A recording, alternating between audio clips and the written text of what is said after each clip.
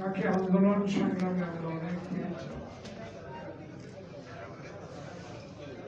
তার বক্তব্য শুনে অনেকে আমরা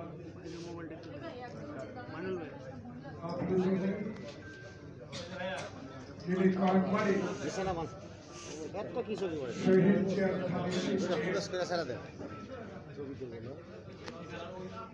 বাংলাদেশের জাতীয় সংসদ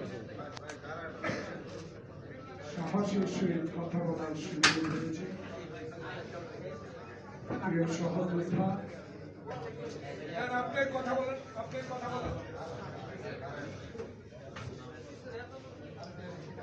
সেই সহযোদ্ধা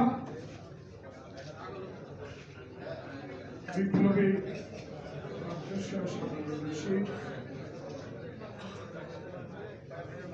আর এক সহকর্মী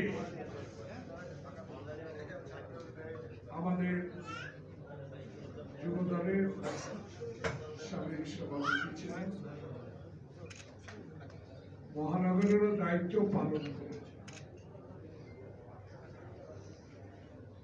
অনেক ইতিহাস এই নীরবের সাথে আমাদের আছে, অনেক সংগ্রামের ইতিহাস আছে, এরশাদ বিরোধী আন্দোলনের ইতিহাস আছে। তিনি মহানগরের দায়িত্ব পালন করার সময় অনেক কঠিন সময় পালন করেছেন হাসিনা। সেই প্রিয় সহযোদ্ধা দেশের নেত্রী আরেকটি দোয়া মাহফিলে ছিলেন বিদায়। আমি দুঃখ প্রকাশ করছি বক্তব্য। আরেকজন আমাদের উত্তরবঙ্গের দক্ষিণ বাংলার সন্তান, যাকে আমি 30টি বছর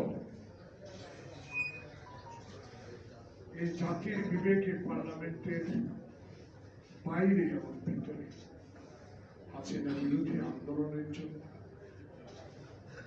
ছোট্ট পরিসরে হল কোন একটি কর্মসূচি না করে 5 জন হোক 20 জন হোক, পুলিশের রক্ত চক্ষু উপেক্ষা করে হোক কর্মসূচি পালনে।